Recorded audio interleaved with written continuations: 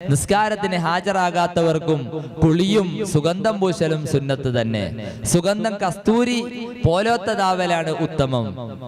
അതൊക്കെ നമ്മൾ ശ്രദ്ധിക്കേണ്ട കാര്യമാണ്. പിന്നെ ഭംഗിയാവുക. ഭംഗിയാവൽ എങ്ങനെയാ? ഭംഗിയാവേണ്ട രൂപം എങ്ങനെയാ?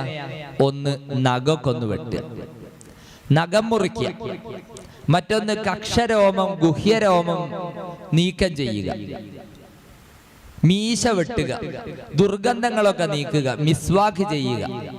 പിന്നെ പുതുവസ്ത്രം ധരിക്കുക. ഇതൊക്കെ ഭംഗിയാവുന്ന രൂപങ്ങളാണ്. നഖം മുറിക്കുക എന്ന് പറയുമ്പോൾ നഖം നമ്മളൊക്കെ മുറിക്കാറുണ്ട്.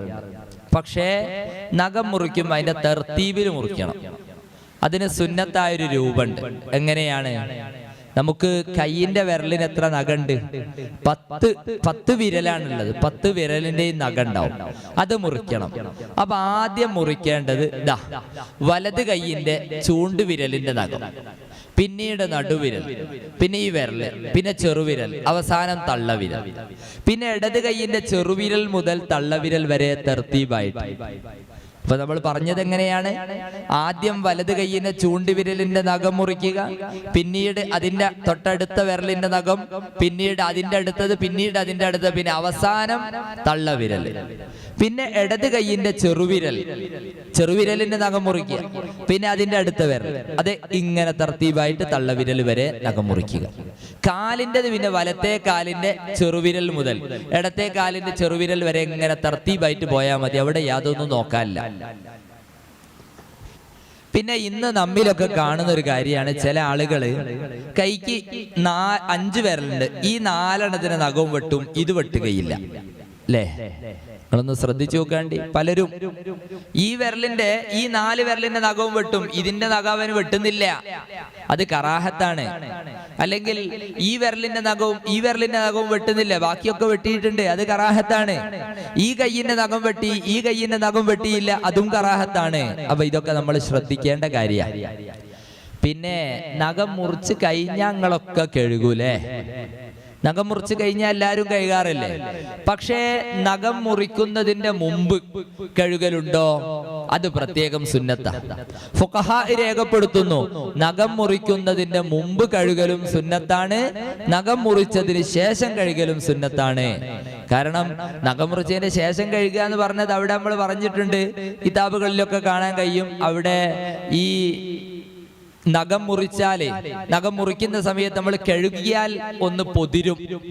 കഴുകിയിട്ടില്ലെങ്കിൽ നമ്മൾ വെട്ടുന്ന സമയത്തൊക്കെ ഒരുപക്ഷെ തെറിച്ച് നമ്മളെ കണ്ണിൽക്കൊക്കെ എത്താൻ ചാൻസ് ഉണ്ട്.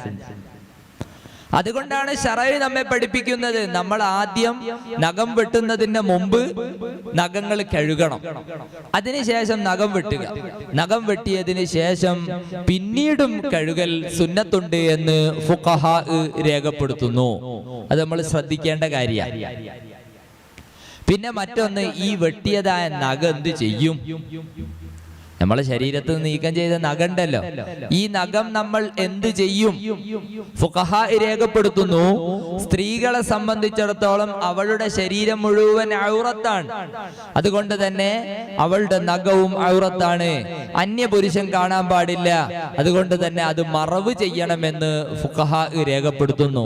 അപ്പൊ സ്ത്രീകളെ സംബന്ധിച്ചിടത്തോളം അവരുടെ ശരീരത്തിൽ നിന്ന് നീക്കം ചെയ്യുന്ന മുടി, നഖം പോലത്തത് മറവ് ചെയ്യൽ നിർബന്ധമാണ്. എന്നാൽ പുരുഷനെ സംബന്ധിച്ചിടത്തോളം നഖം പോലത്തത്, മുടി എന്ന് പറയുമ്പോൾ ഗുഹ്യസ്ഥാനത്തെ രോമം, അത് നീക്കം ചെയ്താൽ അത് മറവ് ചെയ്യണം, ബാക്കിയുള്ളത് മറവ് ചെയ്യൽ സുന്നത്താണ്. അപ്പൊ നഖം ഇങ്ങനെ വെട്ടിയിട്ട് അത് കുഴിച്ചിടുക, അത് സുന്നത്താ പുരുഷന്. സ്ത്രീകളെ സംബന്ധിച്ചിടത്തോളം അത് മറക്കൽ നിർബന്ധവുമാണ്. അപ്പൊ നഖം വെട്ടേണ്ട രൂപം മനസ്സിലായില്ലേ? ആദ്യം വലത് കൈയിന്റെ ചൂണ്ടുവിരൽ, പിന്നെ അടുത്ത വിരലിന് പിന്നെ അവസാനം തള്ളവിരൽ, പിന്നെ ഇടത് കൈയിന്റെ ചെറുവിരൽ മുതൽ തള്ളവിരൽ വരെ തർത്തീബായിട്ട്, പിന്നെ വലത് കാലിന്റെ ചെറുവിരൽ മുതൽ ഇടത് കാലിന്റെ ചെറുവിരൽ വരെ ഇങ്ങനെ തർത്തീബായി നഖം വെട്ടുക. അതാണ് നഖം മുറിക്കേണ്ട രൂപം. പിന്നെ കക്ഷരോമം, ഗുഹ്യരോമം എന്നിവ നീക്കുക, അതും ഭംഗിയാവുന്നതിന്റെ ഒരു മാർഗം.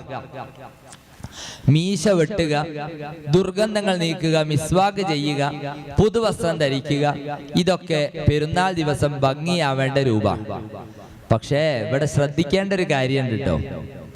ഈ നഖം വെട്ടുക, ഗുഹ്യരോമം നീക്കുക, മീശ വെട്ടുക, അതേ പ്രകാരം തന്നെ ഏതൊക്കെ നഖം വെട്ടുക, ഗുഹ്യരോമം നീക്കം ചെയ്യുക, മീശ വെട്ടുക എന്നിവ ഇഹ്റാം കെട്ടിയവനെ ഹറാമാ. ഒരാള് ഹജ്ജിന് വേണ്ടി ഇഹ്റാം ചെയ്തു. ഹജ്ജിന് വേണ്ടി ഇഹ്റാം ചെയ്ത ആള് നഖം, ഗുഹ്യരോമം, അതേ പ്രകാരം മീശ വെട്ടുക, ഇതൊക്കെ അവർക്ക് ഹറാമാണ്. ഇഹ്റാം കെട്ടിയവന് ഹറാമാണ്. അതേ പ്രകാരം ബലിപെരുന്നാളൊക്കെ ആകുമ്പോൾ ഒലുഹിയത്ത് ഉദ്ദേശിച്ച ആളുകളുണ്ടാവും. ഒലുഹിയത്ത് ഉദ്ദേശിച്ച ആൾക്ക് കറാഹത്തുമാണ്. അതേ പ്രകാരം ഹൈല് നിഫാസുകാരികളും ഇത് നീക്കം ചെയ്യാൻ പാടില്ല. ഹൈല് നിഫാസുള്ള സ്ത്രീകളൊന്നും ഇത് നീക്കം ചെയ്യാൻ പാടില്ല. പിന്നെ പുതിയ വെള്ള വസ്ത്രം ധരിക്കലാണ് ഉത്തമം. പുതിയ വസ്ത്രവും ആയിരിക്കണം, വെള്ള വസ്ത്രവും ആയിരിക്കണം. അതാണ് ഏറ്റവും ഉത്തമം. കാരണം മുത്തുനബി സല്ലല്ലാഹു അലൈഹി വസല്ലമ തങ്ങൾ പറഞ്ഞു, നിങ്ങൾ വെളുത്ത വസ്ത്രം ഉപയോഗിക്കുക. കാരണം നിങ്ങളെ കഫൻ ചെയ്യുന്നത് വെളുത്ത വസ്ത്രത്തിലാണ്.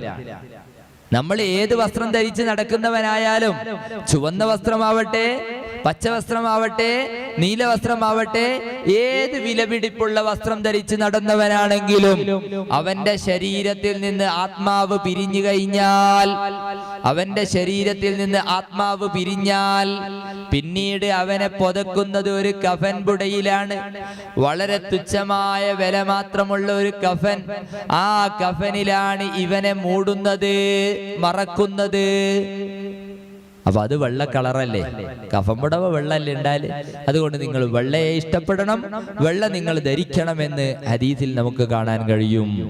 അപ്പൊ നമ്മൾ പ്രത്യേകം ശ്രദ്ധിക്കേണ്ട കാര്യമാണ്. അപ്പൊ നഖം വെട്ടുന്ന രൂപം നമ്മൾ പറഞ്ഞല്ലോ, നഖം വെട്ടുന്ന രൂപം അത് നമ്മൾ പറഞ്ഞു.